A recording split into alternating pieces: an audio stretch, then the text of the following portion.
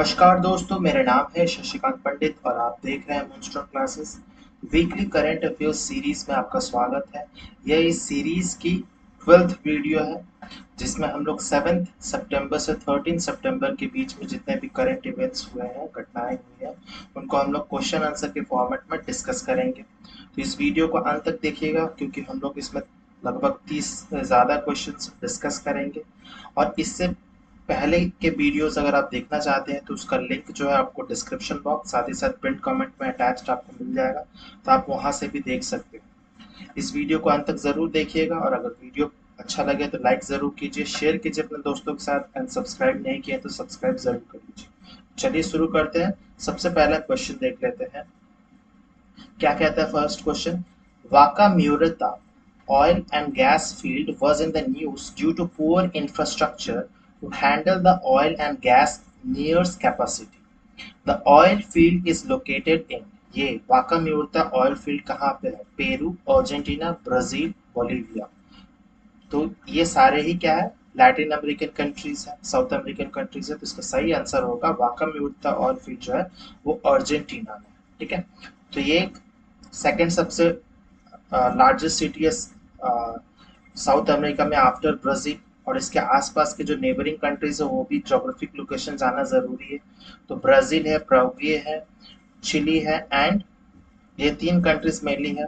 और दो जो वे ओशन है मेनली, इसमें अर्जेंटीना के साथ तीन ओशन लाई करता है। एक है पैसिफिक ओशन वेस्ट में, ईस्ट में है अटलांटिक ओशन एंड साउथ में जो है वो सदर्न ओशन है। यस, सदर्न ओशन भी नया ओशन है। और ये अर्जेंटीना का मैप है। इसकी कैपिटल क्या है? Buenos Aries. ठीक है, और अगर आप अर्जेंटीना के बारे में थोड़ा डिटेल में जानना चाहते हैं तो मैंने एक वीडियो अपलोड किया था, उसको आपको आई वाले आइकन में ऊपर में शो हो रहा होगा, उसमें आपको मिल जाएगा। ठीक है, तो आप वहां से देख सकते हैं। ये क्वेश्चन किस लिए फ्रेम किया गया है? तो poor countries with heavy debts. तो अर्जेंटीना जो है वो आईएमएफ का सबसे बड़ा डिबेटर है। मतलब आईएमएफ से सबसे ज्यादा कर्ज किसने लिया है, कौन सा कंट्री? तो वो अर्जेंटीना है। लगभग 46 बिलियन डॉलर्स के आसपास वो कर्ज ले चुका है अर्जेंटीना। ठीक है, तो वो डेब्ट साइकिल में फंस चुका है। has been forced to continue and rely on fossil fuels for generating revenue. In return, the loans taken from the richer countries and private lenders. तो जो loans की repayment करनी है उसको, उसके लिए वो उसको वैसे कंट्रीज को फॉसिल फ्यूल्स पे बहुत ज्यादा निर्भर रहना पड़ रहा है। ठीक है, तो इसीलिए वो लोग फॉसिल फ्यूल्स पे ही ज्यादा निर्भर है, ग्रीन टेक्नोलॉजीज पे ज्यादा वो लोग काम नहीं कर पा रहे हैं। ठीक है, these countries mostly in the global south. और ये मोस्टली क्या है? जो सदर्न हेमिस्फीयर की कंट्रीज है, ये सब अर्जेंटीना, पेरू, बोलिविया, ये सब may find it impossible to phase out fossil fuels and transition to renewable energy as revenues from the fossil fuel projects. ठीक है, क्योंकि उनको फॉसिल फ्यूल प्रोजेक्ट से बहुत अच्छा खासा इनकम हो जा रहा है, तो इसीलिए वो शिफ्ट करने में बहुत ज्यादा दिक्कत हो रही है उनको towards the renewable source of energy. According to the depth fossil fuel trap, इसी को कहते हैं इस पूरे इस जो सदर्न हेमिस्फीयर के कंट्रीज के साथ जो हो रहा है, जो बहुत ज्यादा डेप्थ लोन ले चुके हैं अलग अलग कंट्री से या ऑर्गेनाइजेशन से, उसके लिए कहा जा रहा है the depth fossil fuel trap published by the anti-debt campaigners, debt justice, and partners in affected countries, the global south। तो ग्लोबल साउथ आपने पढ़ा सुना होगा बहुत बार नाम, G20 मीटिंग में भी इसके बारे में बहुत ज्यादा जिक्र किया गया है। तो क्या है? is used for developing and less developing underdeveloped countries located in Africa, Latin America and Asia। ठीक है, तो ये तीनों कंटिनेंट से जो लेस डेवलप्ड या धीरे धीरे डेवलप कर रहे हैं वैसे कंट्रीज के लिए ग्लोबल साउथ का एक टर्म जो है इंडिया की तरफ से किया है। Countries are increasingly being burdened by enormous debts in the recent years. ठीक है, तो बहुत सारे डेब्ट साइकिल में वो लोग फंस चुके हैं। The situation is worsened by extreme weather events. और इस पे और सिचुएशन को और खराब कौन कर दे रहा है? तो वेदर, क्लाइमेट चेंज की वजह से और ज्यादा इनमें प्रॉब्लम्स हो जा रही है। which force this country to borrow more money as they lack adequate finances and resources for adaptation, mitigation, tackling loss and damage। ठीक है, तो इन सब चक्कर में भी इनका और भी ज्यादा डेप्थ हो जा रहा है। मतलब एक डेप्थ को चुकाने के लिए वो दूसरा डेप्थ ले ले रहा है, तो वो उस पूरे साइकिल में फंस जा रहा है। ठीक है। To deal with the mounting debts these countries have turn to extracting more fossil fuels, और वो फॉसिल फ्यूल्स एक्सट्रैक्ट करें ताकि वो दूसरों कंट्रीज को बेच सके और उससे वो अपना जो डेप्थ हो उसको चुका सके। फॉर एग्जांपल अर्जेंटीना में जो है वो Vaca Muerta oil and gas field जो कि नॉर्दर्न पटागोनिया में पड़ता है, ठीक है। To generate revenue to ease the countries डेब्ट crisis, notably the IMF has also backed this projects, और इसमें आईएमएफ ने भी इसको बैक किया क्योंकि आईएमएफ का ही ज्यादा पैसा लिया गया है अर्जेंटीना के द्वारा, इसीलिए वो भी बैक करता है। तो ऑप्शन बी इसका सही आंसर है, बहुत इंपॉर्टेंट क्वेश्चन है। नेक्स्ट क्वेश्चन पे मूव करते हैं, question number 2। Consider the following pairs, ठीक है। तो हमें how many of the pairs given above are correctly matched, correctly match बताना है। तो क्विटो ग्वाटेमाला से मैच करता है, तो नहीं, क्विटो क्विटो जो है वो इक्वाडोर की कैपिटल है, इक्वाडोर, ठीक है, उसकी कैपिटल। ऑकनी आइलैंड स्कॉटलैंड में है, हाँ बिल्कुल ये सही है। आसवान अफगानिस्तान, अफगानिस्तान में नहीं है। आसवान डैम आपने सुना होगा, तो आसवान डैम जो हो इजिप्ट मिस्र में, तो ये दोनों गलत है। सिर्फ 2 जो है वो करेक्ट है, तो हमें करेक्टली मैच बताना है पेयर्स, तो ओनली 1 पेयर जो है वो सही मैच किया हुआ, तो ऑप्शन नंबर ए जो है करेक्ट हो जाएगा, ठीक है। तो क्वीटो क्या है, क्वीटो इक्वाडोर में है, और ऑकनी आइलैंड जो है वो स्कॉटलैंड में है, और आसवान जो है, आसवान एक आसवान रिवर का नाम है, उस पर डैम बना, उसको आसवान डैम कहते हैं, तो वो जो है वो इजिप्ट में पड़ता है, ठीक है। नेक्स्ट क्वेश्चन की तरफ मूव करते हैं। Which railway station was recently awarded the Green Railway Station certification with highest rating of platinum by the Indian Green Building Council? तो IGBC के द्वारा हाईएस्ट रेटिंग जिसको बोला जाता है प्लेटिनम रेटिंग, अलग अलग रेटिंग है, प्लेटिनम, गोल्ड, सिल्वर, उस तरह से है। तो हाईएस्ट रेटिंग कौन से स्टेशन को मिला है? Chengalpattu railway station Tamil Nadu, Hubballi railway station Karnataka, Kalyan railway station Maharashtra, Vijayawada railway station Andhra Pradesh. तो इसका सही आंसर होगा option number D, Vijayawada, Andhra Pradesh. ये उसकी फोटो है रेलवे स्टेशन की। तो विजयवाड़ा रेलवे स्टेशन जो कि आंध्र प्रदेश में, उसको सेंट ग्रीन रेलवे स्टेशन का अवार्ड मिला, हाईएस्ट रेटिंग, प्लेटिनम जिसको रेटिंग कहा जाता है, किसके थ्रू? तो IGBC, Indian green building council, जो कि एक कन्फेडरेशन है, एक डिवीजन है of the confederation of Indian industry, founded in 2001, ठीक है। तो ये 2001 में फाउंडेड की गई थी। IGBC serves the India's foremost certification body, और ये सर्टिफिकेट सर्टिफाई करता है, offering services such as green building rating programs, अलग अलग बिल्डिंग्स को वो रेट करती है, चाहे वो रेलवे स्टेशन हो, एयरपोर्ट हो, या कोई इंफ्रास्ट्रक्चर, एग्जीबिशन सेंटर, वो सबको रेट करती है। सर्टिफिकेशन, ट्रेनिंग, ये सब भी प्रोवाइड करती है। They host the annual green building congress and actively participate in global discussion on environmental issues, है ना। द स्टेशन रेटिंग कंसिडर 6 की एनवायरमेंटल कैटेगरीज, तो 6 की एनवायरमेंटल कैटेगरीज कौन कौन से थे? Sustainable facilities, health, sanitation, energy, water efficiency, smart and green initiatives and innovation. तो इन सब कैटेगरीज को कुल मिलाकर सबसे अच्छी रेटिंग जो है विजयवाड़ा रेलवे स्टेशन को मिली है, और आईजीबीसी का जो हेडक्वार्टर है वो हैदराबाद तेलंगाना में सिचुएटेड है, ठीक है। नेक्स्ट क्वेश्चन, क्वेश्चन नंबर 4 पे चलते हैं। With reference to the Good Friday Agreement, very important question है, consider the following statements. It was signed between factions of Northern Denmark and the government of Britain and Denmark. तो ये statement गलत है। Britain तो होगा लेकिन Denmark की जगह नॉर्दर्न आयरलैंड के बीच होगा, क्योंकि नॉर्दर्न डेनमार्क बोल के तो ऐसा कुछ आपने सुना नहीं होगा, नॉर्दर्न आयरलैंड होगा, है ना। Its purpose was to end decades of violence in Britain. तो वायलेंस ब्रिटेन में नहीं था, वो आयरलैंड में था, ठीक है। तो ये गलत हो जा रहा है, दोनों ही स्टेटमेंट गलत है, हमें करेक्ट चूज करना है। तो नीदर वन नॉट टू जो है वो सही होगा, तो आंसर नंबर डी जो है करेक्ट है। तो ये ब्रिटेन और आयरलैंड के बीच में है गुड फ्राइडे एग्रीमेंट। तो क्या है? The good Friday agreement was signed on April 10 1998 में साइन हुआ था between factions of northern Ireland and the government of Britain and Ireland, है ना। तो आपने सुना ही होगा कि यूनाइटेड किंगडम में कौन कौन से कंट्रीज आते हैं? तो England, Wales and Northern Ireland and Scotland भी आ जाता है ना। But Northern Ireland and Ireland जो है वो अलग देश है, ठीक है। तो Ireland is a different country, but जो नॉर्दर्न आयरलैंड है वो एक पार्ट है ब्रिटेन का, ठीक है, यूनाइटेड किंगडम जिसको कहा जाता है, but Ireland is a different country. Its purpose was to end decades of violence in Northern Ireland among those who wished to remain with the United Kingdoms and those who wanted to join Ireland. तो जैसे मैंने बताया, northern Ireland के कुछ faction जो है वो United kingdom के साथ जुड़े रहना चाहते थे, और कुछ फैक्शन जो था वो जो आयरलैंड अलग कंट्री है उसके साथ जुड़ना चाहते थे, इसीलिए उनके बीच में डिस्प्यूट हुआ था. तो मेनली ये डिस्प्यूट जो था वो नॉर्दर्न आयरलैंड को लेकर ही था. द नेगोशिएटर इंक्लूड्स, उस समय नेगोशिएट कौन कर रहे थे, तो ब्रिटिश प्राइम मिनिस्टर उस समय टोनी ब्लेयर थे, फिर Irish prime minister Bertie Ahern, फिर George Mitchell, former Democratic senator who acted as an envoy of the US president Bill Clinton. तो उस समय यूएस के प्रेसिडेंट बिल क्लिंटन थे, उसके एनवॉय जो थे वो भी एक्ट कर रहे थे as a mediator.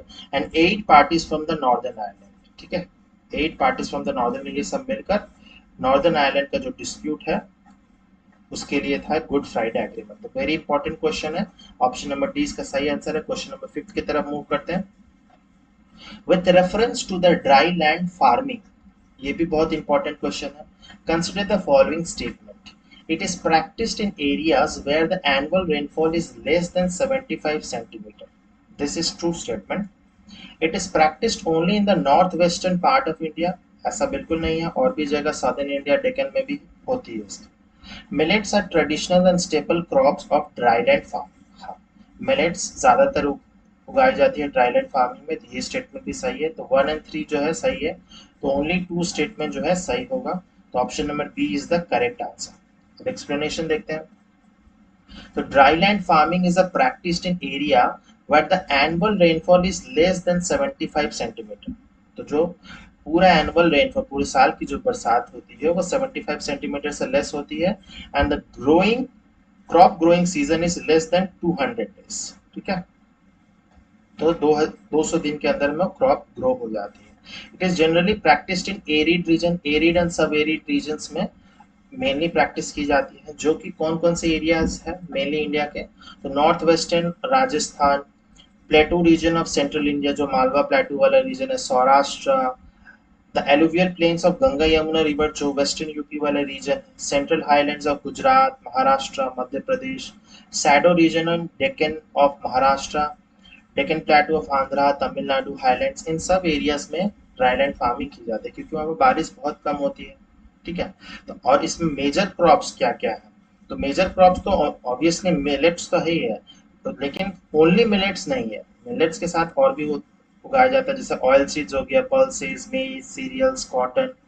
The most commonly grown millet in dryland are sorghum, जिसको कहा जाता है ज्वार. पर्ल मिलेट को बाजरा मेनली राजस्थान और गुजरात में उगाई जाती है. एंड फिंगर मिलेट जो जिसको रागी कहा जाता है, कर्नाटक वाले रीजन में सबसे ज्यादा ग्रो की जाती है. ठीक है, almost 80% of the sorghum and maize, 90% of pearl millet and 75% of the oil seeds and approximately 95% of pulses are obtained from dryland farming. तो बहुत इंपॉर्टेंट है, ये उस टाइप ऑफ फार्मिंग है जिसमें पानी का यूजेस बहुत कम होता है और जो लेस वाटर रिक्वायरिंग प्लांट्स है वो ज्यादा ग्रो करता है. तो ये हो गया मिलेट्स, ऑयल सीड, पल्सेस, इनको कम पानी चाहिए और वो एरिड रीजन में भी, सब एरिड रीजन में भी अच्छे से ग्रो हो जाता है. ठीक है, नेक्स्ट क्वेश्चन की तरफ मूव करते हैं. Question number 6. With reference to the European Sky Shield initiative, consider the following statement. It aims to create a European air and missile defense system through the common acquisition of air defense equipment and missiles for European nation. ठीक है, ये statement तो बिल्कुल सही है. तो European के लिए ही एक्विजिशन करना और कॉमन एक मिसाइल डिफेंस सिस्टम बनाना. All the European countries are part of this initiative, ये गलत है. ऑब्वियसली ऑल तो होंगे नहीं कभी भी. The initiative was pioneered by France, तो ये फ्रांस ने नहीं किया था, ये जर्मनी ने किया था. तो ये भी स्टेटमेंट गलत है. तो सिर्फ ओनली वन जो है statement is correct, only one. ठीक है, तो इस मैप में देख लीजिए तो पूरे यूरोपियन कंट्रीज तो नहीं है, ये जो स्कैंडिनेवियन कंट्रीज, नॉर्डिक कंट्रीज जो है, Finland, Sweden, Norway, United kingdom, Germany और ये सब जो बाल्कन स्टेट्स हैं वो सब मेनली इसमें पार्टिसिपेट करता है. ठीक है, फ्रांस वगैरह तो इसमें है ही नहीं. The defense minister of from 14 NATO allies and Finland came together. Finland जो है वो नेटो का पार्ट अभी तक नहीं है. ठीक है। केम टुगेदर इन ब्रसल्स ने, अच्छा सॉरी, फिनलैंड भी पार्ट बन चुका है रिसेंटली, वो भी पार्ट बन चुका है। Came together in Brussels to sign a letter of intent for the development of a European Sky Shield initiative. ठीक है, तो 14 नेटो एलाइंस जो है वो आए थे इस इनिशिएटिव में, और ये जर्मनी ने पायनियर किया था ये project, which intends to establish European air and missile defence system through joint procurement of air defence system and missiles for European state. तो ये सब जो कंट्रीज इसमें पार्टिसिपेट किए हैं उनके लिए कॉमन डिफेंस सिस्टम होगा, air defence system. The new assets fully interoperable and seamlessly integrated with the NATO air and missile defense। तो ये जो NATO air and missile defense system है उससे बहुत ज़्यादा ये अलाइन करता है, मैच करता है। तो इनको और भी जबर ऐसे कंट्रीज को और भी ज़्यादा डबल प्रोटेक्शन मिलेगा, और ये लोग इसीलिए कर रहे हैं कि ताकि फ्यूचर में रशिया अटैक ना कर दे। ठीक है, would significantly enhance our ability to defend the alliance from all air and missile threats। ठीक है, the initiative will allow all participating nations to jointly develop the air and missile defense system using interoperable off-the-shelf solution। तो सारे countries मिलकर solutions निकालेंगे, exchange करेंगे technology का। This multinational and multifaceted approach offers a flexible and scalable way for nations to strengthen their deterrence and defense in an efficient and cost-effective way। ठीक है, तो इससे सब मिलकर काम करेंगे तो इनका ही भलाई होगा। और 14 नेटो एलाइज कौन कौन से? बेल्जियम, बुल्गारिया, चेक Republic, Estonia, Germany, Hungary, Latvia, Lithuania, Netherlands, Norway, Slovakia, Slovenia, Romania and United Kingdom. तो ये सारे इसमें इन्वॉल्व। ठीक है, तो option A is the correct answer. Next question की तरफ मूव करते हैं। Which of the following countries is not a part of the Forum for Indo-Pacific Island Cooperation? तो ये क्वेश्चन थोड़ी पुरानी जरूर है, 1-2 महीना पुराना जरूर है, लेकिन बहुत ज्यादा रिलेवेंट है। यूपीएससी ऐसे क्वेश्चंस हमेशा ही पूछती है, या कोई भी दूसरे एग्जाम में भी ऐसे क्वेश्चन जरूर आने के चांसेस हैं। तो अगर आप डिटेल में इस वीडियो को देखना चाहते हैं तो उसका भी जो लिंक है वो ऊपर में शो हो रहा है आई वाले आइकन में, आप वहां से देख सकते हैं। ठीक है, तो इस क्वेश्चन का आंसर क्या होगा? Which of the following countries is not a part of FIPIC? FIPIC, तो Vanuatu, Papua New Guinea, Solomon Islands, New Zealand. तो इसका सही आंसर होगा ऑप्शन नंबर डी। इसका न्यूजीलैंड इसका पार्ट नहीं है। तो ये जो कंट्रीज है जो पैसिफिक ओशंस में, जो ऑस्ट्रेलिया के आसपास में जितने भी कंट्रीज है उसमें कौन कौन से कंट्रीज आ जाते हैं? तो पॉलिनेशिया एक ग्रुप ऑफ आइलैंड कंट्रीज है, पॉलिनेशिया, फिर मेलानेशिया, फिर Micronesia. This is Micronesia and this Melanesia. तो बहुत सारे छोटे छोटे आइलैंड कंट्रीज इसमें है, लेकिन न्यूजीलैंड इसका पार्ट नहीं है फिपिक का। ठीक है, तो FIPIC means the Forum for India Pacific Island Cooperation was launched during PM Modi's visit to Fiji in November 2014। तो ये नवंबर 2014 में ही हो गया था, according to Act East policy के तहत ये हुआ था। और 14 आइलैंड कंट्रीज कौन कौन से? तो छोटे छोटे आइलैंड कंट्रीज है, Cooks Island, Fiji, Kiribati, Marshall Island, Micronesia, Nauru, New Palau, Papua New Guinea, Samoa, Solomon Island, Tonga, Tuvalu and Vanuatu. ये सारे कंट्रीज हैं जो माइक्रोनेशिया, पॉलिनेशिया ये सब में आते हैं, पैसिफिक ओशंस में है, और ऑलमोस्ट ऑस्ट्रेलिया के नॉर्दर्न पार्ट में आपको मिल जाएंगे सब कंट्रीज। ठीक है, ये सब छोटे छोटे आइलैंड कंट्रीज है, इनका एरिया जो है, जो लिथोस्फेरिक लैंड वाला जो एरिया है वो कम है, लेकिन इसके जो एक्सक्लूसिव इकोनॉमिक जोन्स जो है, वाटर बॉडीज के जो जोन्स है वो बहुत बड़ा बड़ा है। ठीक है, तो इसके कारण इसमें बहुत सारे रिजर्व्स हैं। ठीक है, बहुत सारे इंपॉर्टेंट रिजर्व्स है, चाहे वो लिविंग हो या नॉन लिविंग रिसोर्सेस इसमें। इसीलिए इंडिया ने इसके साथ में पिपिक बनाया, ताकि ऐसे कंट्रीज के साथ भी कोलैबोरेट किया जाए। ठीक है, और साथ ही साथ में ऐसे कंट्रीज पे चाइना का इन्फ्लुएंस बहुत ज्यादा है, तो चाइना का जो इन्फ्लुएंस है उसको किस तरह से काउंटर किया जा सके, इसीलिए इंडिया, इवन यूएसए भी बहुत ज्यादा इसके ऐसे कंट्रीज के साथ में कोलैबोरेशन करते हैं। तो फिपिक 1 जो हुआ था 2014 में, वो कहाँ हुआ था? तो फिजी की कैपिटल सुवा में हुआ था। ठीक है, जब प्राइम मिनिस्टर मोदी जी गए थे वहां पर, उसमें assistant initiative, cooperation projects in the area of climate change, trade, economy, telemedicine, tele education, IT, grants for community development projects, इन सब पे बात हुई थी। फिर फिपिक 2 हुआ था 2015 जयपुर में हुआ था। ठीक है, डेडिकेटेड और इसमें कहा गया था कि calling for a dedicated seat for small island developing states in an expanded and reformed UN security council in both categories. ठीक है, तो इनको सपोर्ट मिल जाता है इंडिया का। ठीक है, फिर ड्यूरिंग द कंक्लूडिंग रिमार्क्स, तो कंक्लूडिंग रिमार्क्स जो फिर कोविड में भी होने वाला था 2020 में, लेकिन 2020 में हुआ नहीं, तो 2023 में हुआ था ये। तो 2023 में कहाँ हुआ था, तो पापुआ न्यू गिनी उस कंट्री में हुआ था। ठीक है, तो आपने देखा होगा कि उसमें उसके जो प्राइम मिनिस्टर थे वो मोदी जी के पैर छू रहे थे, तो वही वाली है जिसमें किस पे बात की गई है, establishment of super speciality cardiology hospital in Fiji. The Indian government will bear the full cost of the mega greenfield projects, sea ambulances which will provide to all 14 Pacific Island countries, to provide desalination units for the people of every Pacific Island countries. Desalination इसके पे भी हम थोड़ी देर में आएंगे, जिसमें सी water को purify किया जाता है। ठीक है, तो ये वेरी वेरी इंपॉर्टेंट क्वेश्चन है, और इसको आप डिटेल में देखना चाहते हैं तो आपका लिंक जो है आपको मिल जाएगा, आप वहां से इजीली देख सकते हैं। नेक्स्ट क्वेश्चन पर मूव करते हैं। The 12 feet high statue of Mahatma Gandhi was inaugurated recently along with Gandhi Vatika in which city? ठीक है, तो छोटे लेवल के एग्जाम्स में ऐसे क्वेश्चन जरूर पूछे जाते हैं, क्योंकि द्रौपदी मुर्मू प्रेसिडेंट जो थी उन्होंने इनॉग्रेट किया है, तो इसीलिए मुझे लगा कि ये इंपॉर्टेंट हो सकता है। तो इसके ऑप्शंस क्या है, न्यू दिल्ली, सूरत, मुंबई, कोलकाता। तो इसका सही आंसर है option number A, new Delhi में स्टार्ट किया गया था गांधी वाटिका। तो सितंबर 4 में को इनॉग्रेट किया गया था by Shrimati Droupadi Murmu.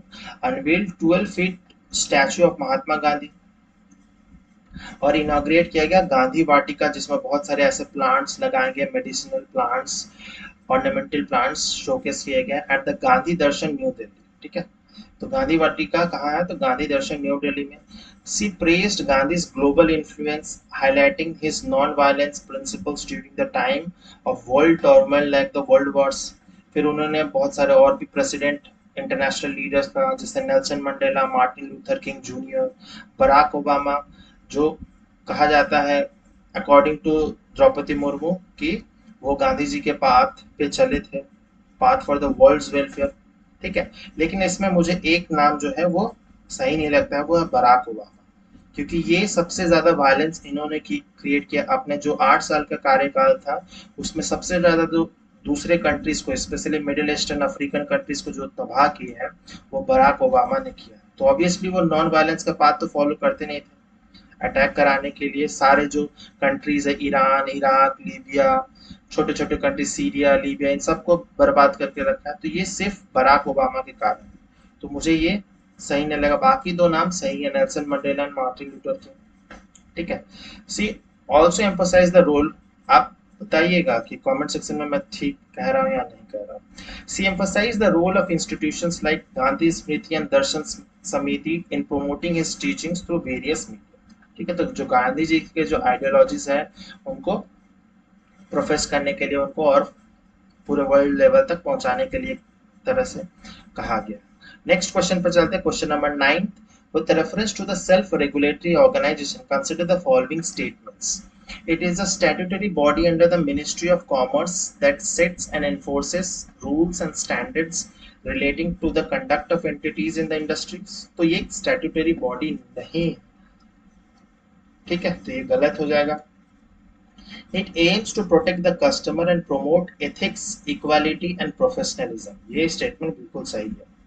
This organization collaborate with stakeholders in framing rules and regulations. ये भी स्टेटमेंट सही है। तो कौन कितने स्टेटमेंट सही है, तो ओनली 2 जो है वो सब सही आंसर है। ठीक है, ऑप्शन बी इसका सही होगा।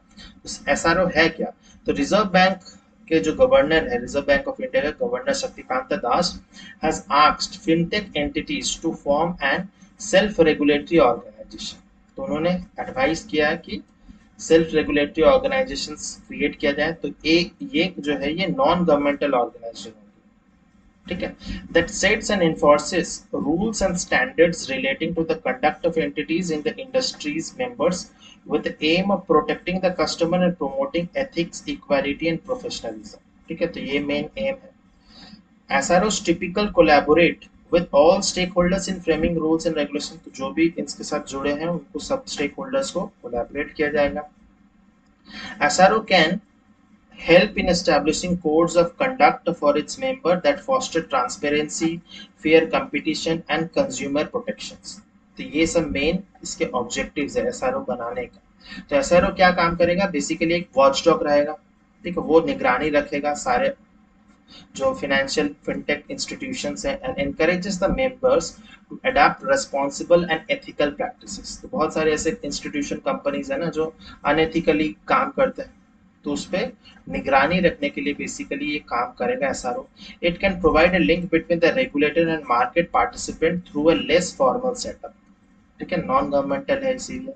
The self regulatory process are administered through impartial manners such as the members operate in a disciplined environment and accept penal actions by the SROs. और अगर जो अनएथिकल प्रैक्टिसेस करता है या फ्रॉड करते हैं तो उनको पेनल्टी भी दे सकती है एसआरओ का, ये भी प्रावधान है। An SRO is expected to address concerns beyond the narrow self-interest of the industry, such as to protect workers, ठीक है, जो वहाँ पर काम करने वाले हैं, इंडिविजुअल्स, कस्टमर्स जो पैसा इन्वेस्ट किए हैं, वो सब भी उनके भी इंटरेस्ट को, पार्टिसिपेंट्स को भी उनको प्रोटेक्ट किया जाएगा, ठीक है। तो ये वेरी वेरी गुड इनिशिएटिव है by the RBI. Next question है, नेक्स्ट क्वेश्चन पर मूव करते हैं। क्वेश्चन 10 क्या है, with reference to the incremental cash reserve ratio, incremental, consider the following statement, very very important question, ठीक है। it was introduced by RBI to absorb excess liquidity from the banking system, ये बिल्कुल सही है। जैसे ही RBI ने कहा था कि 2000 के नोट जो है वो 30 सितंबर के बाद आप जमा कर दीजिए, ठीक है, तो इसीलिए बहुत सारा लिक्विडिटी हो गया था, तो उसको एब्जॉर्ब करने के लिए ये आरबीआई ने लाया था। The amount impounded under the incremental CRR would be released in stages in a temporary measure, is a temporary measure, ये भी स्टेटमेंट है, तो दोनों ही सही है, both 1 and 2, option number C is the correct answer.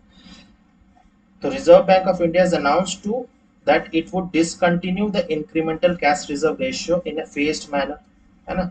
तो सीआरआर तो पता ही होगा आपको, मिनिमम कैश रखना पड़ता है हर बैंक का।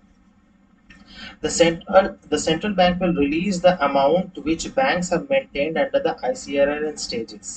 The ICRR was introduced on August 10th, 2023 को ही ये लॉन्च हुआ था, ठीक है, by the RBI to absorb the surplus liquidity generated by various factors, जिसमें मेजर जो फैक्टर है including the return of 2000 notes to the banking system। तो पब्लिक्स के पास जितने भी 2000 के नोट्स थे वो ऑब्वियसली सबने अपने अपने अकाउंट में सबमिट कर डिपॉजिट कर चुके होंगे, अगर नहीं किए तो अभी भी टाइम है, इस महीने के एंड तक आप कर दीजिए। The regulator had said that ICRR was a temporary measure which will be reviewed on September 8, 2023 or before, ठीक है, तो सितंबर 8 को इसकी रिव्यू भी होगी।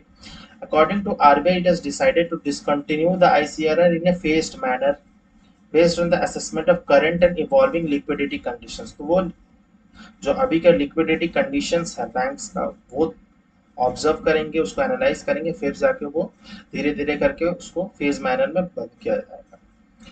And it has been decided the amount impounded under the ICRR would be released in stages so that the system liquidity is not subject to sudden shocks। अब एक बार में ही पूरा बंद कर दिया जाएगा तो पूरा मार्केट में क्या हो जाएगा, लिक्विडिटी, पैसे की कमी हो जाएगी, जिससे भी बहुत ज्यादा प्रॉब्लम क्रिएट हो सकता है मार्केट को चलाने के लिए। And money market functions in an orderly manner, ठीक है। तो ये शेड्यूल है, अभी उतना इंपॉर्टेंट नहीं है शेड्यूल, लेकिन बाकी जो इंफॉर्मेशन था वो वेरी वेरी इंपॉर्टेंट था। ऑप्शन नंबर सी इसका करेक्ट आंसर है। नेक्स्ट 11th क्वेश्चन पे चलते हैं। लूनर रिकॉनाइसेंस ऑर्बिटर, जिसको एलआरओ कहा जाता है, was launched by which agency? NASA, ISRO, Roscosmos, JAXA. Roscosmos जो है रशियन है, जैक्सा जो है जापान की है, नासा सबको ही पता है इंडिया का इसरो है। तो ऑप्शन नंबर ए जो है इसका सही आंसर है। तो नासा का है लूनर रिकॉनाइसेंस ऑर्बिटर। अब न्यूज में क्यों था, क्योंकि उसने चंद्रयान 3 का जो लैंडर है उसकी 3D इमेज निकाली थी, ठीक है। और एलआरओ जो मिशन था वो नासा ने 2009 में लॉन्च किया था, और जिसका मेन एम था, ऑब्जेक्टिव था, तो create 3D map of the moon surface from a polar orbit. तो पोलर ऑर्बिट से जो मून के सरफेस पे जो फोटोज है 3D इमेज वो मेन ऑब्जेक्टिव था क्रिएट करना। इक्विप्ड विद 7 साइंस इंस्ट्रूमेंट्स, बहुत सारे अलग अलग इंस्ट्रूमेंट भी था एलआरओ में, जैसे telescope, camera systems that can discern detail as small as 2.5 meters across. The LRO has played a pivotal role in lunar geology, mineralogy and environmental studies. तो lunar surface का जो geology है, rock surfaces, उसको study करना, उसके environment को समझना, lunar dust को समझना, ये सब mainly काम करता था। It orbits the moon in eccentric polar mapping orbit. ठीक है, LRO का जो orbiting है polar, तो वो eccentric shape का है। One of its remarkable instrument is laser altimeter. ठीक है, which measures the reflection time to produce precise 3D maps of the lunar surface. और इसी कारण से जो लेजर अल्टीमीटर है, इसी कारण से वो precise 3D image create कर सकता है LRO. The spacecraft also carries instrument designed to explore dark craters for the signs of water ice and temperature sensors that uncover the coldest spot on the solar system. ठीक है, coldest spot in the solar system, जिसकी यहाँ पर temperature कितनी चल जाती है, almost -267 degree Celsius के आसपास चल जाती है। ठीक है, और एब्सोल्यूट जीरो टेम्परेचर आपको पता ही होगा। तो ये बहुत ज्यादा कोल्डेस्ट पॉइंट है, वो भी ऑब्जर्व करती है, क्योंकि इसमें बहुत सारे ऐसे इंस्ट्रूमेंट लगे हुए हैं। तो ये नासा का मिशन था। ठीक है, नेक्स्ट क्वेश्चन पर चलते हैं, question number 12। Consider the following: national law commission, finance commission, national developmental council, NITI Aayog. How many of the above are constitutional bodies? Constitutional bodies कौन कौन सा, जो कि कॉन्स्टिट्यूशनल बॉडीज मतलब वैसे बॉडीज जो कॉन्स्टिट्यूशन में है, जिसके लिए स्पेसिफिक आर्टिकल्स हैं। ठीक है, तो इसमें से कौन कौन होंगे? ठीक है, हम लोग वो देख लेते हैं।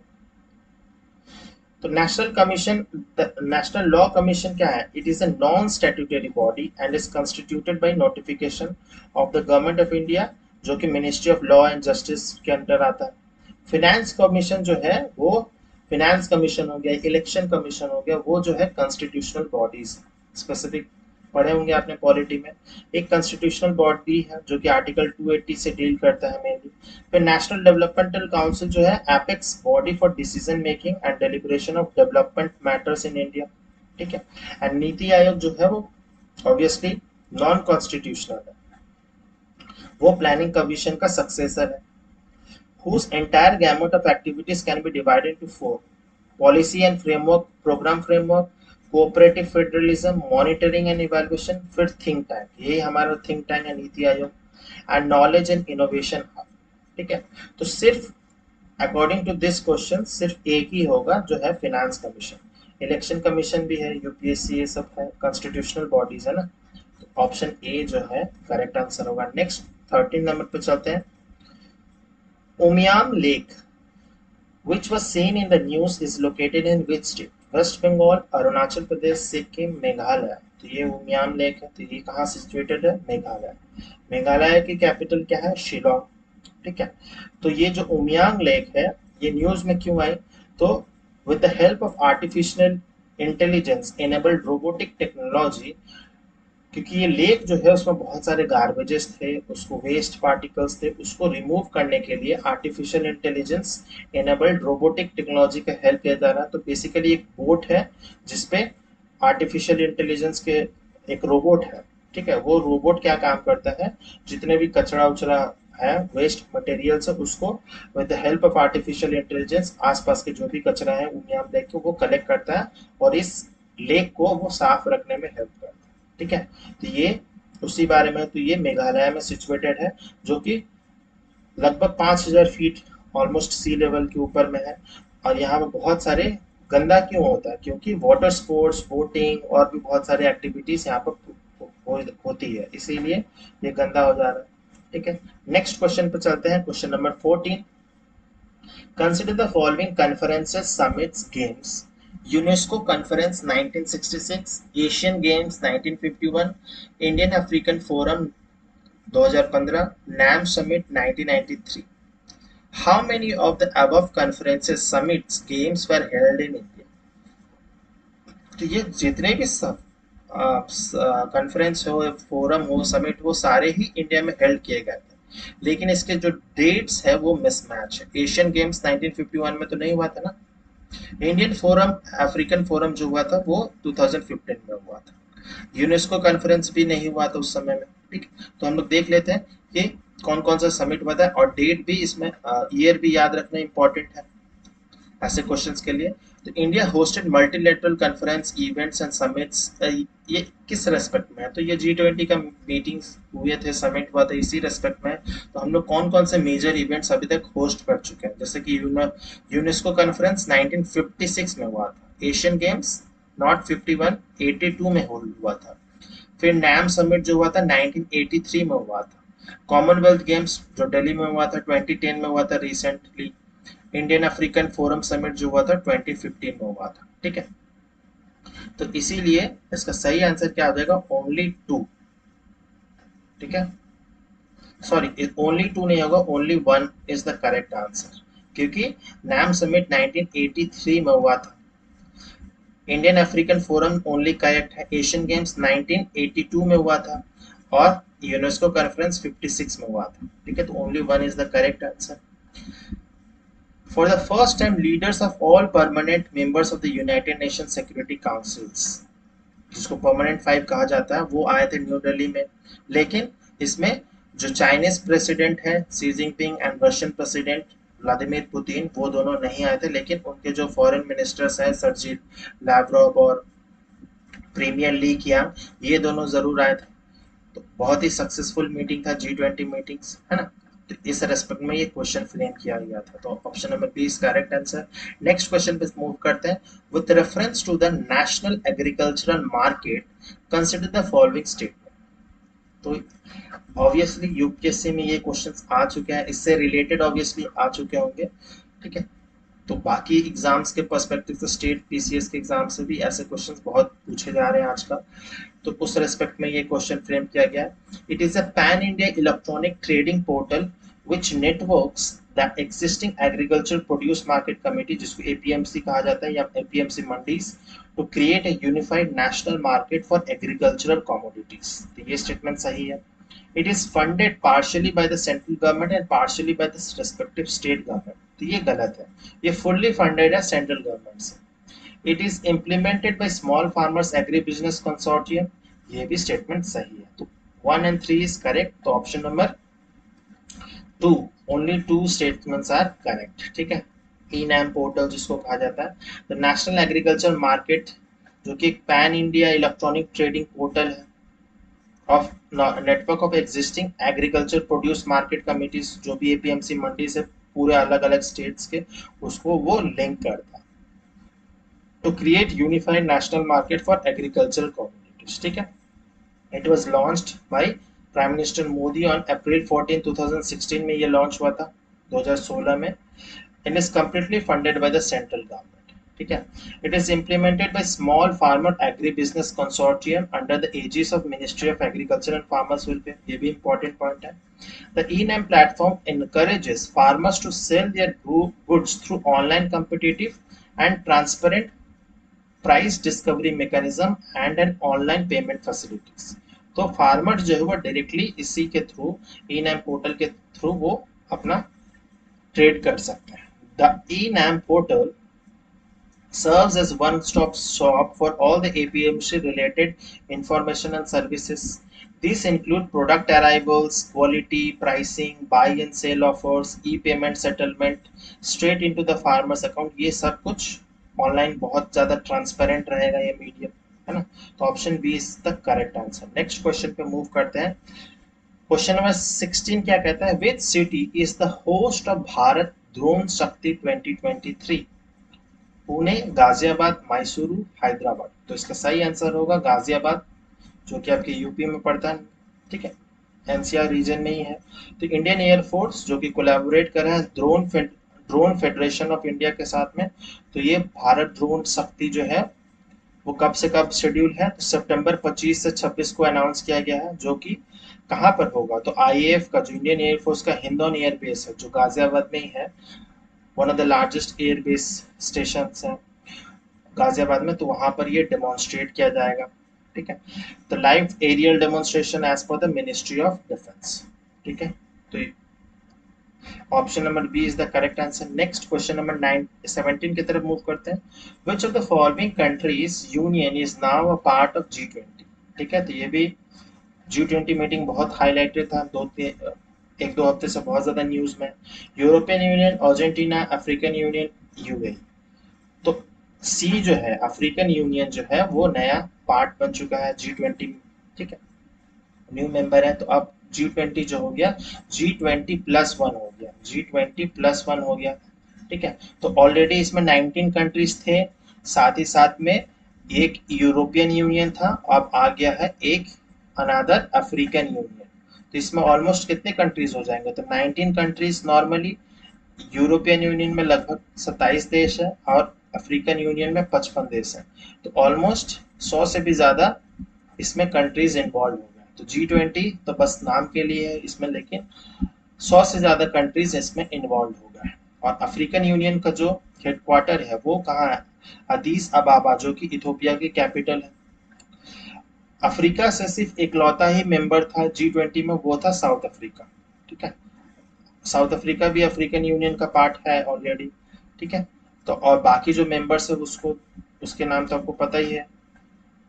तो ये सब नाम है, Australia, Argentina, Brazil, Canada, China, France, Germany, India, Indonesia, south Korea, Japan, Mexico, Russia, Saudi Arabia, south Africa, Turkey, United kingdom, United states, European union and African union. ठीक है, इसमें अफ्रीकन यूनियन में 55 मेंबर्स हैं। ठीक है, और it was launched in July 9 2002।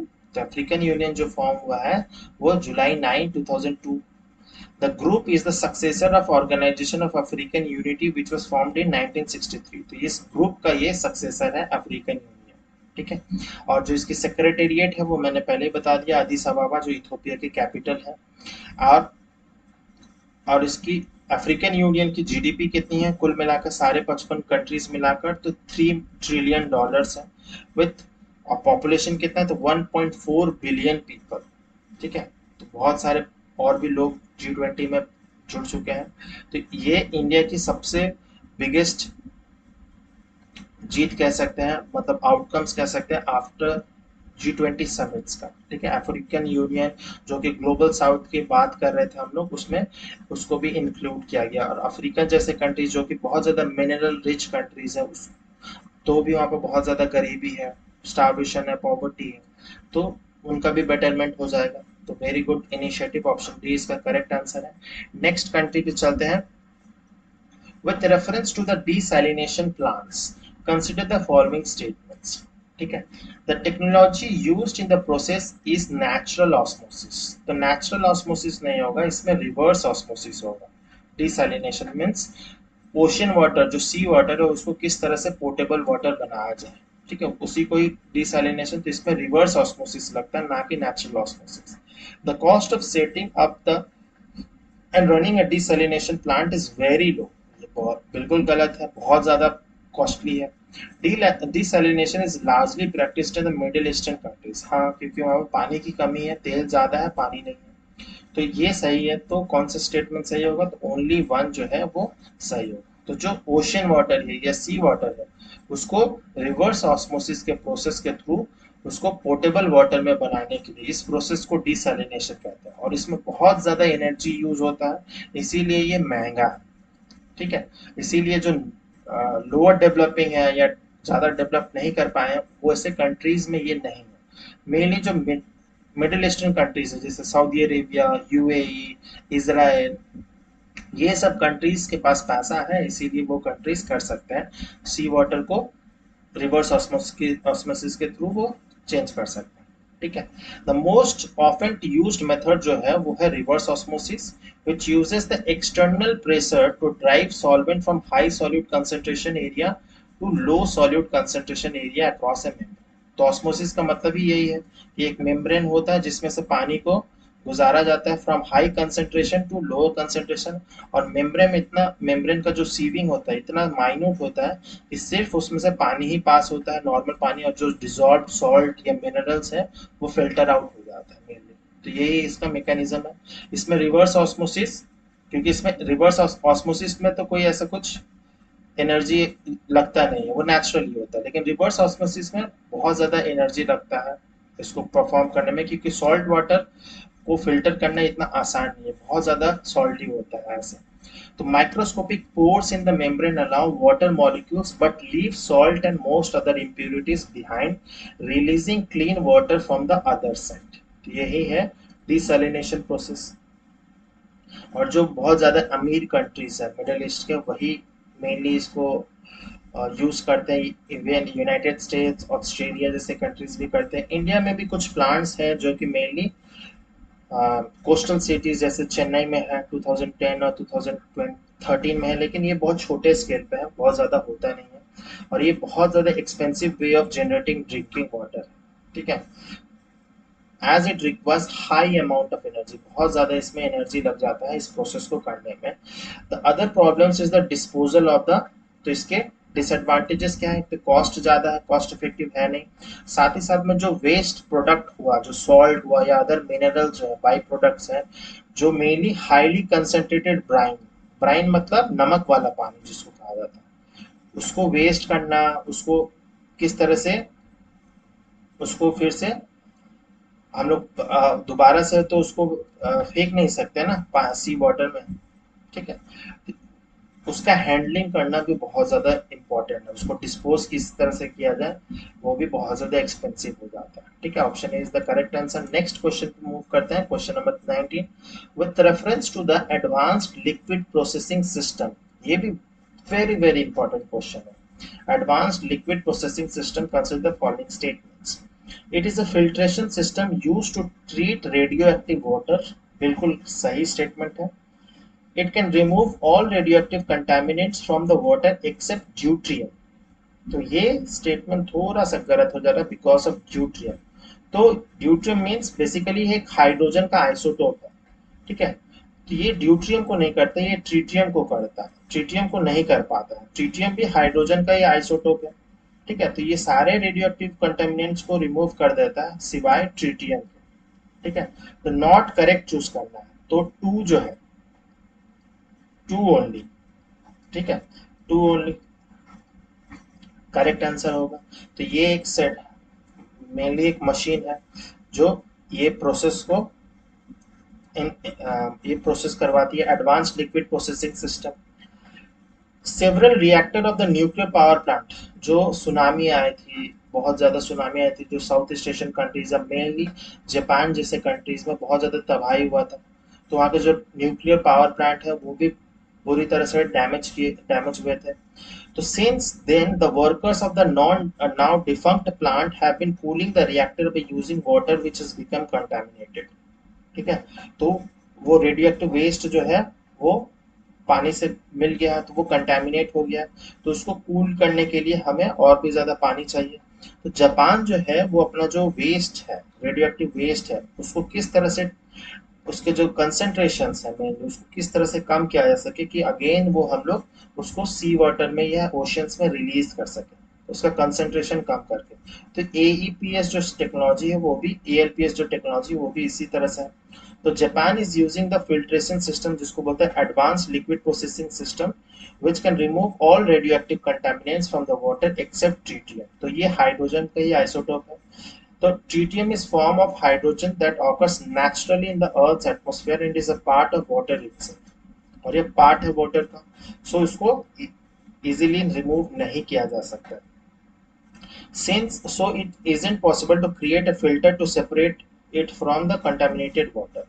According to Tokyo Electric Power Company Holdings (TEPCO), to tackle the situation, it will dilute the contaminated water using seawater to ensure that concentration level of tritium are well below the safety levels। तो इसीलिए जो टेपको है वो क्या कर रहा है, concentration जो है उसको डाइल्यूट करने के लिए, उसको रिड्यूस करने के लिए और सी वाटर ऐड किया जा रहा है कि उसका जो ट्रीटियम का कंसंट्रेशन है वो और भी कम किया जा सके।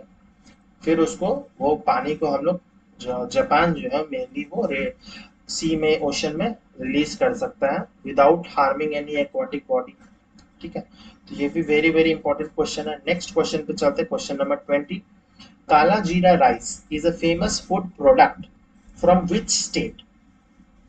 ओडिशा, वेस्ट बंगाल, कर्नाटका, पंजाब। तो इसका सही आंसर होगा ऑप्शन नंबर ए, ओडिशा। लेकिन ये न्यूज में क्यों आ गया? तो एक प्राइवेट कंपनी है जैविक श्री फार्मर प्रोड्यूसर कंपनी, जो कि जीआई टैग के लिए अप्लाई किया है। काला जीरा राइस ऑफ, जो कि मेनली कोरापुट डिस्ट्रिक्ट ओडिशा से बिलोंग करती है।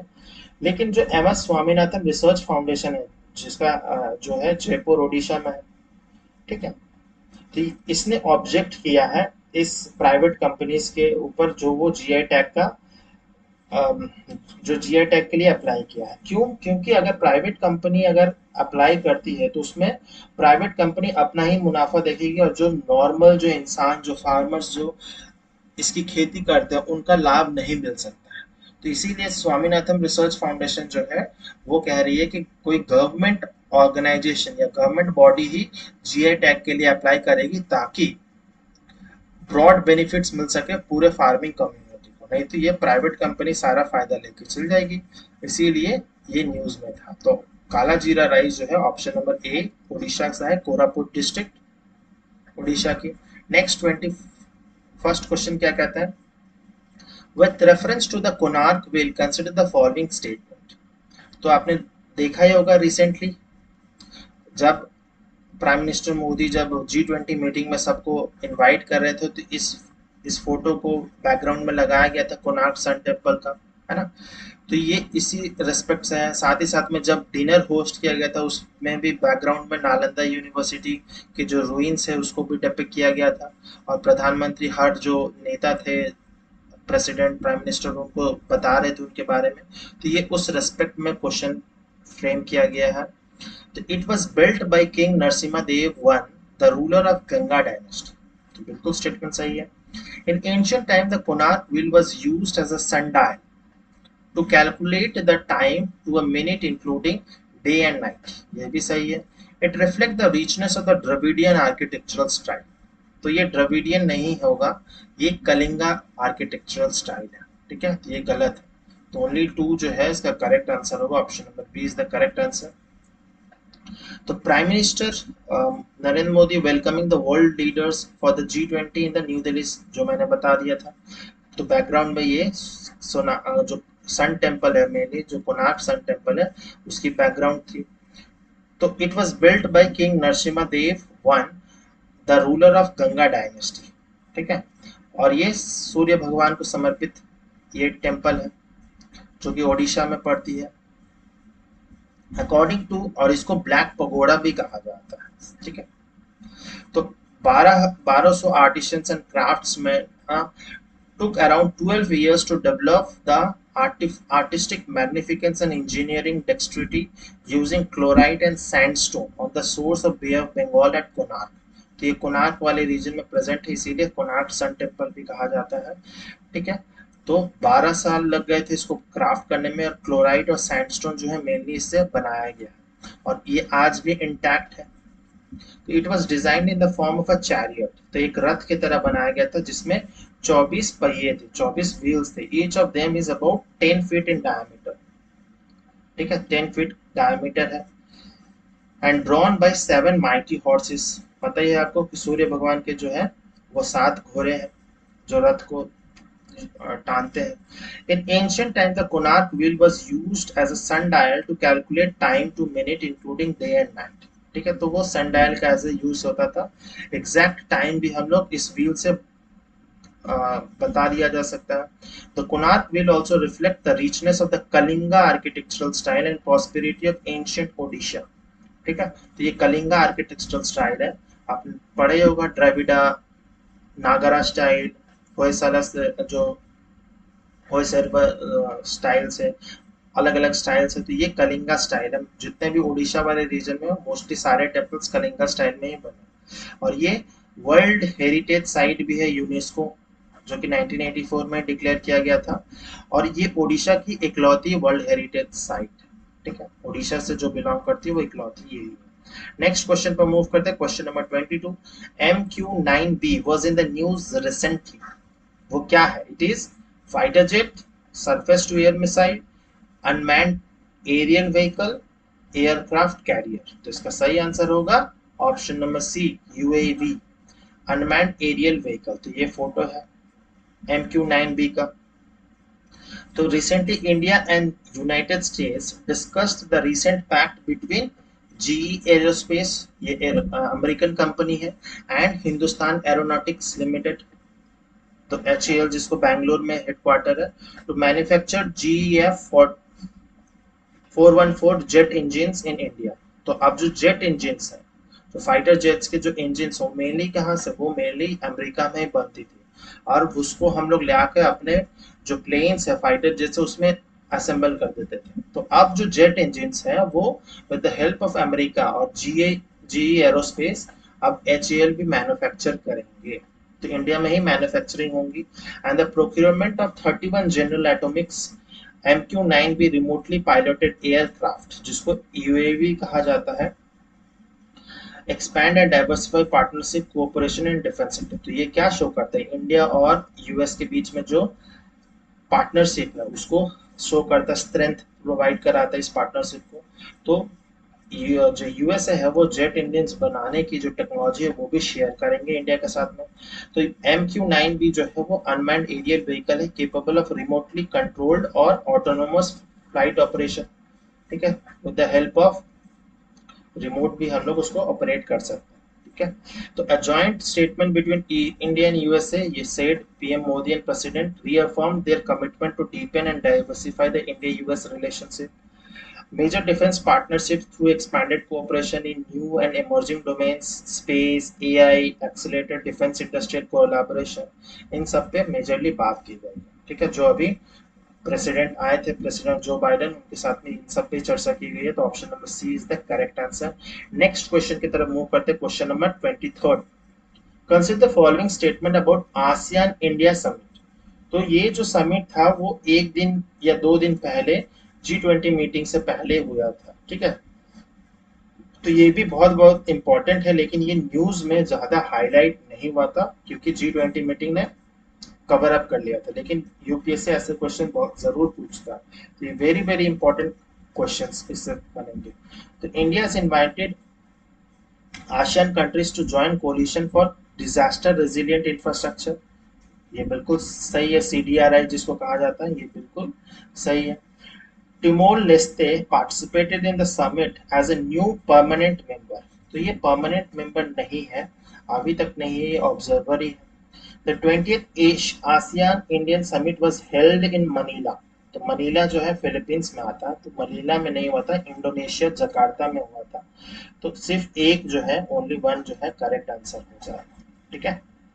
तो इंडियन आसियान समिट, ये पूरा आसियान समिट नहीं था, ये इंडो आसियान समिट था। 20th मीटिंग हुई थी जो कि जकार्ता में हुआ था, 7 सितंबर को हुआ था 2023।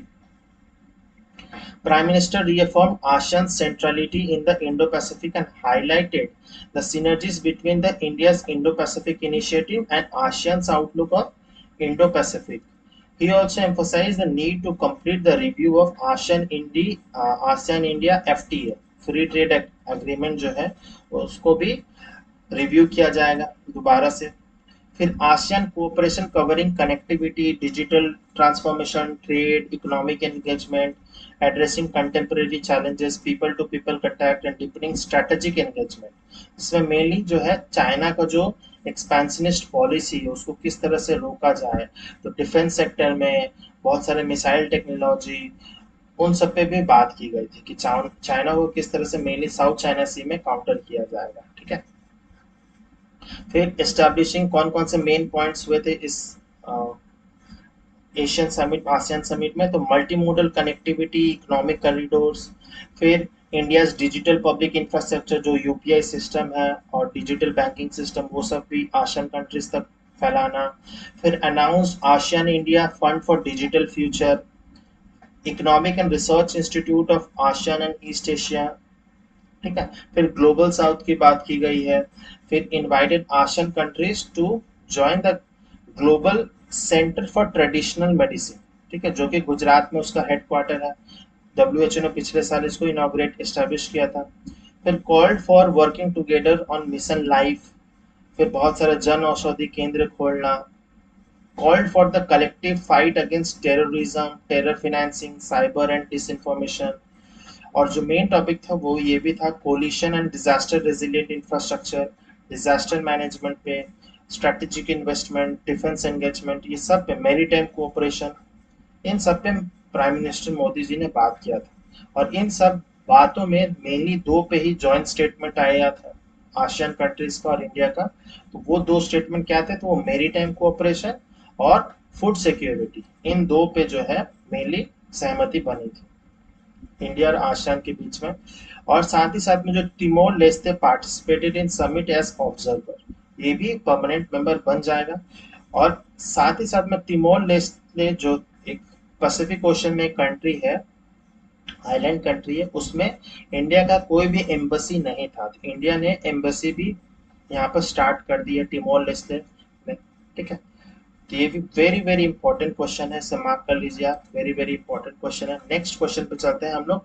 Consider the following pairs and how many of the are correctly match. तो ये सब कन्वेंशंस हुए हैं, कहाँ कहाँ कन्वेंशन हुए हैं और किस रिस्पेक्ट में हुए हैं। तो ये सारे जो है एनवायरमेंटल कन्वेंशंस हैं। Basel convention, Rotterdam convention, Minamata convention, Rio de Janeiro convention. तो बेसल कन्वेंशन क्या है, chemical pesticide related international trade? नहीं। Rotterdam controlling the transboundary movement of hazardous waste? ये भी नहीं है। Minamata developing political global legal binding instrument on mercury? ये statement सही है। तो मीनामाटा एक डिजीज भी होता है जो कि मर्क्यूरी पॉइजनिंग के कारण होता है। और मीनामाटा बे ए है जो कि जापान के कोस्ट में पड़ता है। तो ये वहीं से डिजीज स्टार्ट हुई थी due to mercury poisoning. Rio de Janeiro जो है वो अर्थ समिट 1992 में हुआ था, बहुत फेमस, ब्राजील में। तो ये भी क्या कहता है कि protecting human health and environment from persistent organic pollutants, POPs जिसको कहा जाता है। तो ये भी गलत है। ओनली वन जो है मीनामाटा जो है सही होगा। ऑप्शन ए जो है इसका करेक्ट आंसर होगा। तो ऐसे मेन जो इंपॉर्टेंट कन्वेंशन है, तो बेसल कन्वेंशन किस लिए था? Controlling the transboundary movement of hazardous waste. तो हैजार्डस वेस्ट का जो पहले क्या बोलते था कि डेवलप्ड कंट्रीज है वो डेवलपिंग कंट्रीज पे जो हैजार्डस वेस्ट है वो डंप कर देते थे। ठीक है, वो डंप कर देते थे। तो अफ्रीकन कंट्रीज में बहुत सारा ऐसा वेस्ट हो गया था, तो बेसल कन्वेंशन बना था इसके कारण। फिर रॉटरडैम कन्वेंशन जो था वो chemical and pesticides related international trade के रिलेशन में था। मीनामाटा कन्वेंशन तो सही है, मैं बताया। रियो डी जेनेरियो था वो बायोलॉजिकल डाइवर्सिटी, जो अर्थ समिट भी जिससे फेमस कहा जाता है 1992 का। फिर स्टॉकहोम कन्वेंशन जो था वो मेनली पीओपीज के बारे में कहता है, persistent organic pollutants, protecting human health and environment from persistent organic pollutants. फिर Ramsar convention, conserving the wetlands, है ना। जो रामसर कन्वेंशन कहाँ हुआ था, 1971 ईरान में हुआ था। ईरान की एक सिटी है रामसर, उसमें हुआ था, जो कि वेटलैंड्स को कंजर्व करने के लिए था। फिर वियना कन्वेंशन था वो ओजोन लेयर को प्रोटेक्ट करने के लिए था। ओजोन लेयर को प्रोटेक्ट करने के लिए और भी एक है, तो वो है मॉन्ट्रियल प्रोटोकॉल। ठीक है, और वर्ल्ड ओजोन डे हम लोग किस दिन मनाते हैं? Ozone day world ozone day हर साल हम लोग मनाते हैं 16 सितंबर को, हर साल हम लोग मनाते हैं। तो ये सब एनवायरमेंटल से बहुत ज्यादा क्वेश्चंस ऐसे फ्रेम हो जाते हैं। ठीक है, तो वेरी वेरी इंपॉर्टेंट क्वेश्चन है। और भी बहुत सारे कन्वेंशंस हैं, आप कर सकते हैं इसके बारे में। नेक्स्ट क्वेश्चन मूव करते हैं, question number 25th। India has decided to settle WTO poultry dispute with which country? Yes, आपने सही सुना, WTO world trade organisation poultry dispute. तो इंडिया के साथ किसके साथ है? तो जापान, यूएसए, चाइना, पाकिस्तान। तो वो है यूएसए के साथ में। तो डब्ल्यूटीओ के रेस्पेक्ट में यूएसए और इंडिया के बीच में बहुत ज्यादा लड़ाई चलती है, क्योंकि इंडिया जो है मैक्सिमम एक्सपोर्ट करता है यूएस को। यूएस, इंडिया और यूएस ट्रेड रिलेशन में सबसे ज्यादा इंडिया ही एक्सपोर्ट करता है। लगभग $70 बिलियन के आसपास इंडिया एक्सपोर्ट करता है, और लगभग $30 बिलियन जो है वो इंडिया इंपोर्ट करता है। ठीक है, तो और उसमें भी क्या करता है इंडिया जो है, एग्रीकल्चरल फील्ड में मेनली वो टैरिफ जो है वो बहुत ज्यादा इंक्रीज कर देता है। तो इसीलिए इंडिया और यूएस के बीच में अब इंडिया का करना भी जरूरी है, क्योंकि हमारे जो फार्मर्स है उनको प्रोटेक्ट करना जरूरी है। तो इसी बात पे जो है यूनाइटेड स्टेट्स और इंडिया के बीच में बात चलती रहती है वर्ल्ड ट्रेड ऑर्गेनाइजेशंस में, ठीक है। तो India has reduced tariff on various American products including frozen Turkey, frozen duck, fresh, frozen dried and processed blueberries and cranberries, इस पे जो है टैरिफ जो है इंडिया ने कम कर दिया है, ठीक है। तो ऐसे और भी बहुत सारे प्रोडक्ट है जो अभी भी टैरिफ जो है बहुत ज्यादा है, ठीक है। तो इससे क्या होता है, टैरिफ ज्यादा हो जाने से वो चीज जो है वो महंगा बिकने लगता है, तो महंगा बिकेगा तो ऑब्वियसली इंडियंस उसको खरीदेंगे नहीं, तो इसीलिए यूएस का ट्रेड डिस्टर्ब होता है इस कारण से, ठीक है। तो क्वेश्चन नंबर 26 की तरफ मूव करते हैं। With reference to the revised national curriculum framework for school education consider the following statement, ये भी वेरी वेरी इंपॉर्टेंट क्वेश्चन है। National curriculum framework for school education, it is in the line with the vision of national education policy 2020, ये statement सही है। it recommends an optional additional enrichment period in grades 9 and 10 to add to a student's knowledge in any subject, तो ये भी statement सही है। In grades 11 and 12 it is mandatory to study three language one of which must be Indian, तो three language नहीं होगा, ये सिर्फ टू लैंग्वेज होगा, जिसमें से एक जो होना चाहिए वो इंडियन लैंग्वेज होना चाहिए, ठीक है। ऑब्वियसली मैक्सिमम जो इंग्लिश मीडियम में पढ़ते होंगे तो इंग्लिश तो होगा ही, साथ ही साथ में आपको एक इंडियन लैंग्वेज, चाहे आप हिंदी लेंगे या मराठी लेंगे, तमिल लेंगे, तेलुगु, बांग्ला, उर्दू, कुछ भी ले सकते हैं, ठीक है। तो कंपलसरी हो जाएगा 11th-12th ग्रेड के लिए। तो दो स्टेटमेंट जो है सही है, तो ऑप्शन नंबर बी जो है सही आंसर है। तो नेशनल करिकुलम फ्रेमवर्क, जिसमें रिवाइज फ्रेमवर्क में कहा गया कि to study the Indian language integral part of the school education, Indian languages पे बहुत ज्यादा फोकस किया जा रहा है, और जो टीचर्स है उनको भी प्रोमोट किया जा रहा है कि आप इंडियन लैंग्वेज ही प्रोमोट करें, इंडियन लैंग्वेज में ही पढ़ाया जाए जितना हो सके। तो choose from a range of subject across streams, it is in the line of the vision of national education policy जो 2020 में आया था, to promote teaching and learning in Indian languages and make greater interdisciplinarity possible in school education। फिर और क्या की proposals हैं, तो ये स्टेजेस के बारे में तो आपको पता ही होगा। फाउंडेशनल स्टेज जो होता है प्री स्कूल से ग्रेड 2 तक, प्रिपरेटरी जो होता है 2 से 5 तक, मिडिल ग्रेड जो होता है 6 से 8, एंड सेकेंडरी 9 से 12, फिर हाई हो जाता है secondary grades. It recommends the teachings of two languages till the middle stage supplemented by a third language. Class 10 तक तो आप लोग पढ़ते होंगे, है ना। मिडिल स्टेज तक तो हम लोग तीन लैंग्वेज पढ़ते हैं, है ना। इंग्लिश, हिंदी रहता ही है, साथ ही साथ में एक जो मदर टंग या अदर थर्ड लैंग्वेज होता है। फिर from the middle stage to the class 10 two out of these three languages must be native to India, ठीक है, जो कि नेटिव टू इंडिया होना चाहिए, तीन में से दो होना चाहिए, ठीक है। तो ऐसा नहीं है कि आप दो लैंग्वेज जो है कि कोई जर्मन पढ़ रहा है, कोई चाइनीज पढ़ रहा है, कोई रशियन पढ़ रहा है, ऐसा नहीं होगा। नेटिव लैंग्वेज ही कोई भी आप लैंग्वेज चूज कर सकते हैं, लेकिन इसमें डिपेंड करता है वो स्कूल के ऊपर कि स्कूल वो सब्जेक्ट अलाउ करता है कि नहीं, वैसे टीचर्स अवेलेबल है कि नहीं। ये पेपर पे तो सही लग रहा है, लेकिन एक्चुअल में ये काम शायद ना करे, क्योंकि स्टूडेंट के पास ज्यादा ऑप्शंस होंगे नहीं, क्योंकि स्कूल प्रोवाइड करेगा तभी ना होगा। In the middle stage, students are expected to study apart from languages, mathematics, arts, education, physical education, science, social science, and a subject of vocational education. ये तो आप लोग पढ़ ही रहे होंगे। The subject of environmental education will be added in grades 9 and 10th. Environmental education भी add किया जाएगा। The framework allots specific times and weight to all subjects till grade 10 and recommend an optional additional enrichment period in grades 9 and 10 to add students knowledge in subject। तो जो national education policy था उसमें कहा जा रहा था कि हम लोग लोड, स्टूडेंट के लोड को कम करेंगे, लेकिन जो ये रिवाइज्ड फ्रेमवर्क आया है इसमें तो लोड स्टूडेंट के ऊपर और भी बढ़ जाएगा, क्योंकि उनको और भी ज्यादा सब्जेक्ट्स पढ़ने पड़ेंगे, ठीक है। जो आज से 10 साल 15 साल पहले एक स्टूडेंट वो इसको अच्छे से समझ पाएंगे, क्योंकि उस समय उतना सब्जेक्ट्स तो नहीं था, 5 सब्जेक्ट का ही था, कोई भी आप 5 सब्जेक्ट इजीली पढ़ सकते थे, लेकिन अब तो और भी एडिशनल सब्जेक्ट्स आ गए हैं, तो स्टूडेंट्स पे प्रेशर और भी बढ़ेगा। In grades 11 and 12 it is mandatory to study two languages one of which must be Indian, ठीक है। तो हम लोग जब पढ़े थे तो ऐसा रूल नहीं था, अब ये रूल आ चुका है।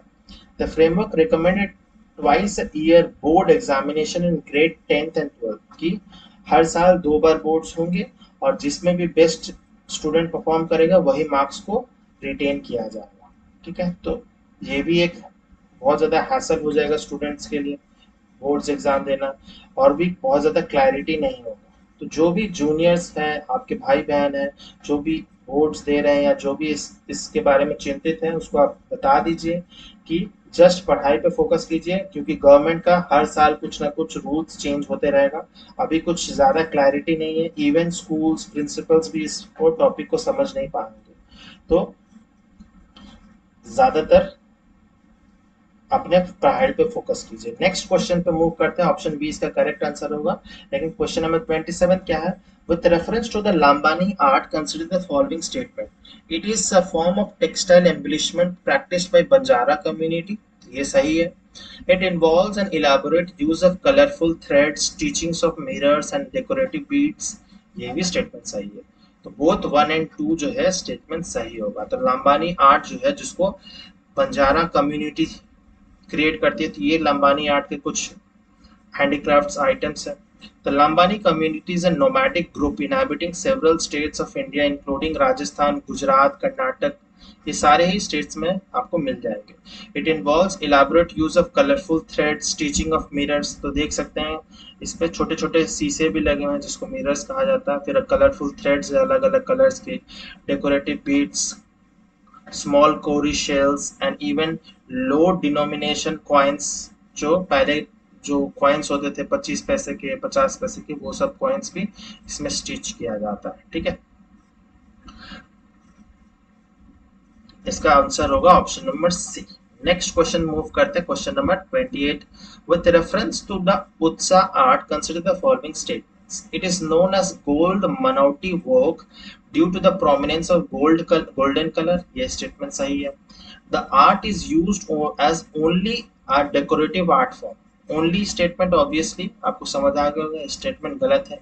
Gujarat has got geographical indication tag for उत्साह, तो ये गलत है, गुजरात नहीं होगा, ये राजस्थान होगा। तो ओनली 1 जो है इसका करेक्ट होगा। Option number A is the correct answer. उत्साह art is also known as gold nakashi work or gold manauti work due to the prominence of golden color in the actual manner developed by gold in the previous period, and due to this there is a long life of this craft। ठीक है, तो golden colour mainly use किया जाता था और ये बहुत ancient method है बनाने का। दिस क्राफ्ट है एंशियंट क्राफ्ट है, was practiced in the ancient period on the walls of palaces, temples, prominent दरगाह, अजमेर दरगाह में भी आपको मिल जाएगा ये सब। Gradually transferred on camel hide and wood according to the need and demand of the time। फिर धीरे धीरे ये क्या हो गया, कैमल हाइड लेदर्स पे बनने लगे, वुड पे बनने लग गए।